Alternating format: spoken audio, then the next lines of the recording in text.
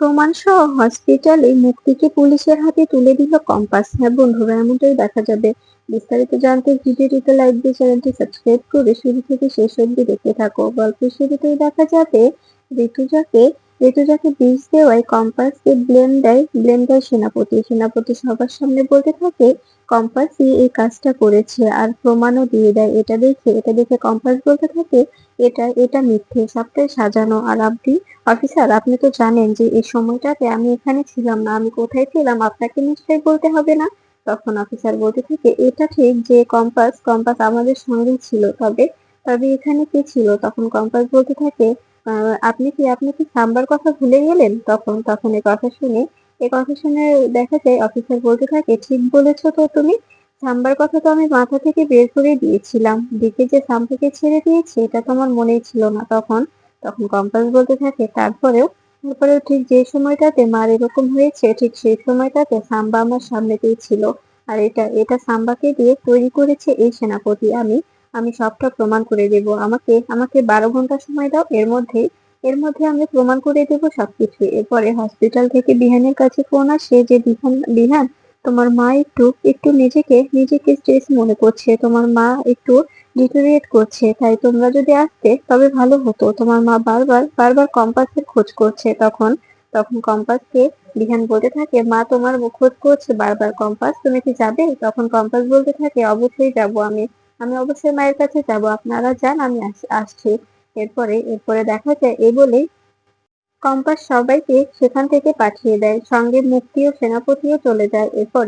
এরপরে কম্পাস বাবুলালকে সবকিছু বললে তখন বাবুলাল বলতে থাকে বিশ্বাস করো দিদিমণি, আমার বিশ্বাস এটা মুক্তি দিদি কাজ, কারণ মুক্তি দিদি ছাড়া এখানে ঠিক সেই সময়টাতে কেউ আসেনি। আমার বিশ্বাস এটা মুক্তি দিদি করেছে, আর তোমাকে ফাঁসানোর চেষ্টা করছে। তখন কম্পাস বলতে থাকে বাবুলাল কাকা, তুমি চিন্তা করো না, আমি জানি এটা মুক্তি মাসিরই কাজ। আর কি করে মুক্তি মাসিকে সবার সামনে এক্সপোজ করতে হয় সেই বুদ্ধিটাও আমার কাছে আছে। এরপরে দেখা যায় কম্পাস বলতে থাকে আমি জানতাম যে আমি না থাকাকালীন মুক্তি মাসি কোনো না কোনো একটা অন্যায় করার চেষ্টা করবে, তাই আমি আগে থেকে পুরো বাড়িটাতেই ক্যামেরা ফিট করে রেখেছিলাম, আর সেই ক্যামেরাতেই ধরা পড়বে কে আসল অপরাধী। এরপরে দেখা যায় এই কথা শুনে বাবুলাল বলতে থাকে একদম ঠিক করেছো তুমি দিদিমণি, তুমি একদম ঠিক ঠিক করেছো। এবারে এই এই ক্যামেরার ভিডিও গুলো সবগুলোই তো তুমি পুলিশের হাতে দিতে পারতে। এখানে তোমাকে যেভাবে অপমান করা হলো, এখানে যদি সবটা তুমি খোলসা করে দিতে তবে তো তোমাকে বিহান স্যার এতটা এতটা অপমান করতে পারতো না। তখন দেখা যায় এ কথা শুনে কম্পাস বলতে থাকে আমি আমি মায়ের সঙ্গে মুক্তি মাসিকে শাস্তি দেবো, এই জন্য কিছু বলিনি। আমাকে আমাকে এক্ষুনি হসপিটালে যেতে হবে। বাবুলাল কাকা, তুমি চিন্তা করো না, তুমি কি যাবে? তখন বাবুলাল বলতে থাকে সবাই তো গেছে মা, আমিও যদি যাই তবে বাড়িটা সামলাবে কে? আমি তো চাই যে আমি আমি বড় বৌদির সঙ্গে গিয়ে দাঁড়াই, কিন্তু আমি কি করব? আমি যদি চলে যাই ছোট বৌদি যদি আবার কিছু বলে? তখন কম্পাস বলতে থাকে থাকো, তবে আমি আমি আসছি। এরপরে সেই ফুটেজটা নিয়ে সেখান থেকে বেরিয়ে যায়। এরপরে হসপিটালে এসে দেখা যায় মুক্তি ঋতুজার পাশে বসে ন্যাকা কান্না কাঁদতে থাকে আর বলতে থাকে শোন শোন ঋতুজা, বিশ্বাস কর, আমি এসবের কিছু জানি না, কিন্তু কম্পাস বলছে আমি নাকি তোকে মারতে চেয়েছি। তুই তো আমার বেস্ট ফ্রেন্ড, বল আমি তোকে মারতে পারি বলতো? তখন বিধান বলতে থাকে মুক্তি মাসি, কথাটা শুনতে তিতো হলেও তুমি ন্যাকা কান্না কাঁদছো, কারণ তুমি যে কথাগুলো বলছো পুরোটাই ভিত্তিহীন। কারণ তুমি এর আগেও আমার মাকে ডালচিনি খাইয়ে দিয়েছিলে, আমি তো এখনো ভুলিনি। তখন এ কথা শুনে দেখা যায় মুক্তি চুপ হয়ে যায়। তখন কম্পাস বলতে থাকে এবারও এবারও মুক্তি মাসি এই প্ল্যানটা করেছে, আর আমি যেহেতু বলেছি আপনারা কেউ বিশ্বাস করেননি, এখন আমি প্রমাণ সঙ্গে নিয়ে এসেছি। এ কথা শুনে বিহান অবাক হয়ে যায়। বিহান বলতে থাকে কি বলছো এসব তুমি? কিসের প্রমাণ তুমি নিয়ে এসেছো? ঠিক তখনই পুলিশকে সঙ্গে নিয়ে কম্পাস সেখানে আসে। এরপরে পুলিশের হাতে রেড লাইটটা তুলে দিলে পুলিশ নিজে ফুটেজটা চেক করে। আর সেখানে দেখা যায় স্পষ্ট দেখা যাচ্ছে মুক্তি একটা বিষাক্ত কিছু একটা ওই কফিতে ঢেলে দিচ্ছে। এরপরে বাবুলালের থেকে সোডা নিয়ে সেখান থেকে চলে যাচ্ছে। এরপরে কম্পাসের যে ভিডিওটা তৈরি করা হয়েছিল সেই ভিডিওটা কি করে তৈরি করা হয়েছে সেটাও পরিষ্কারভাবে সেখানে দেখা যায়। এটা দেখে ভয় পেয়ে যায় মুক্তি। তখন কম্পাস বলতে থাকে কি ব্যাপার মুক্তি মাসি, ভয় পাচ্ছ কেন? তুমি তো নির্দোষ, তবে ভয় পাওয়ার কি আছে? আর তুমিও তো নির্দোষ, তাই না? তখন সেনাপতি বলতে থাকে, না মানে, আসলে আসলে মাকে বাঁচাতে আমি এমনটা করেছিলাম। আর মা আমাকে বলেছিল যে মাকে বাঁচাতে আমাকে এমনটা করতে হবে, বিশ্বাস করো আমার কোনো দোষ নেই। তখন মুক্তি বলতে থাকে, ফিরে ফিরে সেনাপতি, তুই নিজের মায়ের পিছু ছুরি মারছিস, নিজের মাকে বিপদের মুখে ঠেলে দিচ্ছিস। তখন তখন সেনাপতি বলতে থাকে, আপনি বাঁচলে বাপের নাম, তুমি তুমি যে পাপগুলো করছো সেগুলো সামনে আমাকে কেন করছো মা? তখন মুক্তি বলতে থাকে, চুপ কর নেমুখারাম কোথাকার, তোর জন্য আমি এত কিছু করছি আর তুই আজকে আমার দিকে আঙুল তুলছিস। এরপরে দেখাচ্ছে অফিসার মুক্তিকে বলতে থাকে, মুক্তি মুক্তি ম্যাডাম, আপনাকে আমাদের সঙ্গে যেতে হবে। তখন এই কথা শুনে মুক্তি বলতে থাকে, আমি কিছুতেই যাব না, কিছুতেই না। তখন তখন দেখা যায় এই কথা শুনে অফিসার বলতে থাকে, আপনাকে তো যেতে হবে, আর আপনি যদি না চান তবে আমরা আপনাকে জোর করে জবরদস্তি এখান থেকে নিয়ে যেতে বাধ্য হব। টানতে টানতে হসপিটাল থেকে বের করলে ব্যাপারটা ভালো দেখাবে না, তাই বলছি যদি যদি আপোষে আমাদের সঙ্গে চলে যান তবে তবে ভালো হয়, আপনার জন্য মঙ্গল হয়, আমাদের জন্য সুবিধা হয়। তখন তখন অখিলেশকে বারবার মুখকে হাত জোর করে রিকোয়েস্ট করতে থাকে, প্লিজ অখিলেশ, তুমি তুমি কিছু একটা করো। আমি এটা ভুল করেছি, আমি মানছি, আমি করেছি জেলাসি থেকে, কিন্তু আমি চাইনি যে ঋতুটার এরকম কিছু হয়ে যাক। তখন তখন কম্পাস বলতে থাকে, সত্যি বলছো মুক্তি মাসি, তুমি চাওনি? আর তুমি তুমি যে এটা ইচ্ছে করে করেছো সেটার প্রমাণ দেখে। তখন তখন এই কথা শুনে দেখা যায় মুক্তি আরো আরো আটকে ওঠে। তখন মুক্তি বলতে থাকে, এসব কি বলছো তুমি? প্রমাণ মানে তুমি কিসের প্রমাণ দেখাতে চাইছো? তখন তখন কম্পাস বলতে থাকে, আমার কাছে পুরো বাড়ি 24 ঘন্টা ফুটে যাচ্ছে, তুমি চাইলে আমি তোমাকে দেখাতে পারি তুমি আরো কি কি কর্মকাণ্ড করেছো, কি কীর্তি করেছো, সবটা যদি এখন অখিলেশ স্যারকে দেখিয়ে দিই তবে অখিলেশ স্যার তোমাকে কোন চোখে দেখবে, কোথায় নামিয়ে রাখবে, তুমি কি বুঝতে পারছো? তখন এই কথা শুনে মুক্তি ভয় পেয়ে যায়। মুক্তি আর কথা না বাড়িয়ে অফিসারদের সঙ্গে চলে যায়। তখন তখন দেখে যে বিহান বলতে থাকে, কপাস, তুমি যে মুক্তি মাসিকে কথাগুলো বললে সেগুলো কি সত্যি? আসলে আসলে মুক্তি মাসি কি কি করেছে বাড়িতে সবটা আমরা জানতে চাই, সবটা আমাদের দেখাতে তুমি। তখন কম্পাস বলতে থাকে, সময় হোক, মা আগে সুস্থ হয়ে উঠুক, তারপরে আমি সবাইকে সবকিছু দেখাবো, সবকিছু খুলে বলবো, আপনি এতটা এতটা টেন্স হয়ে পড়বেন না। তখন এই কথা শুনে বিহান বলতে থাকে, কেন কেন এখন বললে কি হবে? আমি চাই যে মুক্তি মাসি যে যে কাজ করেছে সবকিছুর জন্য ওকে পার্মানেন্টলি ঘিরে রেখে দিতে। তখন কম্পাস বলতে থাকে, এটা করলে হয়তোবা সেনাপতিকেও তো জেল খাটতে হবে, সেনাপতিরও লাইফটা শেষ হয়ে যাবে, ওর ভবিষ্যৎটা নষ্ট হয়ে যাবে, আর মুক্তি মাসির লাইফটাও একদম হেল হয়ে যাবে। তখন এই কথা শুনে বিহান বলতে থাকে, তো কি হয়েছে? ওই মহিলা বাইরে থাকা মানুষ বিপজ্জনক, আমার আমার মায়ের প্রতিনিয়ত ক্ষতি করে আসছে, আর ওই মহিলা যদি বাইরে না আসতে পারে সে ব্যবস্থা করবো আমি। ওই মহিলা বাইরে থাকলে বারবার আমার মায়ের ক্ষতি করতে চাইবে। কম্পাস, তুমি কি চাও যে তোমার মায়ের ক্ষতি করতে চাক ওই মহিলা? তখন তখন দেখা যায় কথা শুনে কম্পাস বলতে থাকে, আমি মোটেও চাই না, কিন্তু কিন্তু আমি এটাও তো মানতে হবে যে ওই মহিলাই আপনাদের সবাইকে কোলে-পিঠে করে মানুষ করেছে, হয়তোবা জন্ম দেয়নি, কিন্তু মানুষটা তো ওই করেছে, তাই না? মা তো বিজনেসের কাজে সবসময় ব্যস্ত থাকতো। তখন তখন এই কথা শুনে অখিলেশ বলতে থাকে, তুমি বুঝতে পারছো না কম্পাস, বিহান যেগুলো বলছে সেগুলো একদম ঠিক বলছে। আমি নিজের ভুলটা বুঝতে পারছি।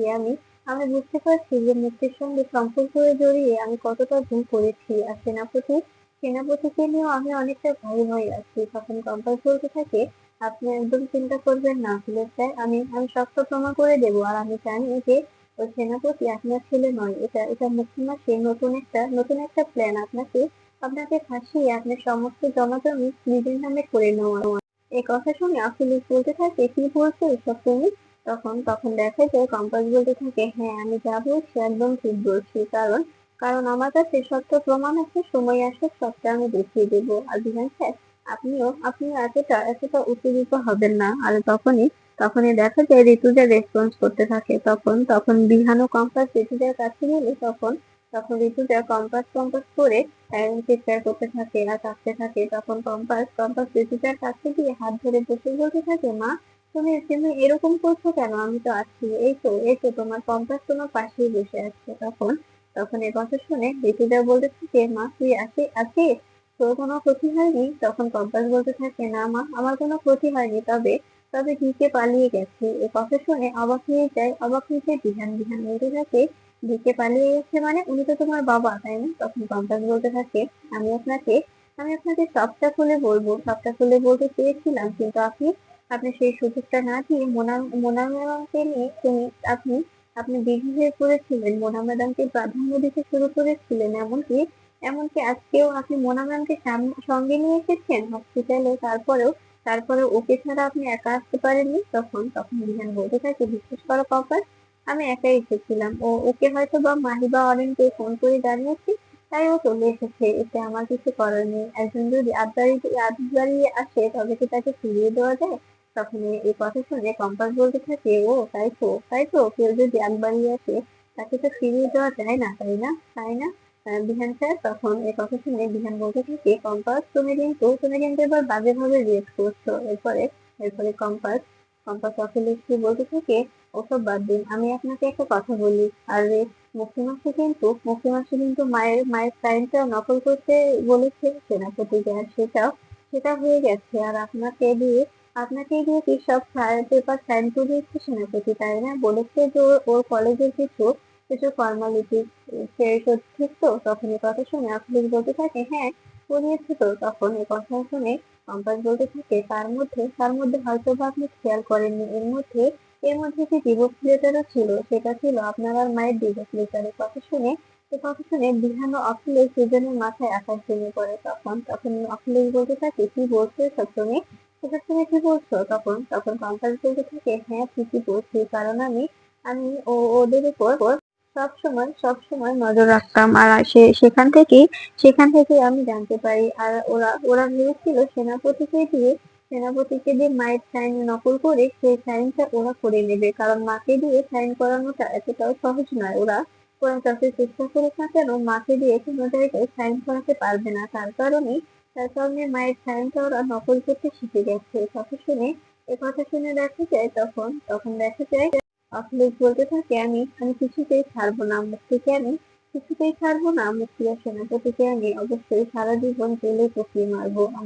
আমার যা হবে হবে, আমি কিছুতেই ওদেরকে বেরোতে দেবো না। আর আমি তো মুক্তির সঙ্গে একটা সম্পর্কে জড়িয়েছিলাম, আমার ঋতুটাকে আমি এতটা কষ্ট দিয়েছি, আর ও কি করলো আমার সঙ্গে বেইমানি, ওর সঙ্গে আমি এবার বেইমানি করবো, ওকে আমি এমন ব্যবস্থা করবো ও যেন কখনোই আর জেল থেকে বেরোতে না পারে, ও যেন জেল থেকে কখনোই বেরোনো না হয়, এরকম ব্যবস্থা করে দেবো আমি। তখন কঙ্কাল বলতে থাকে, প্লিজ বাবা, এতটা উত্তেজিত হবেন না।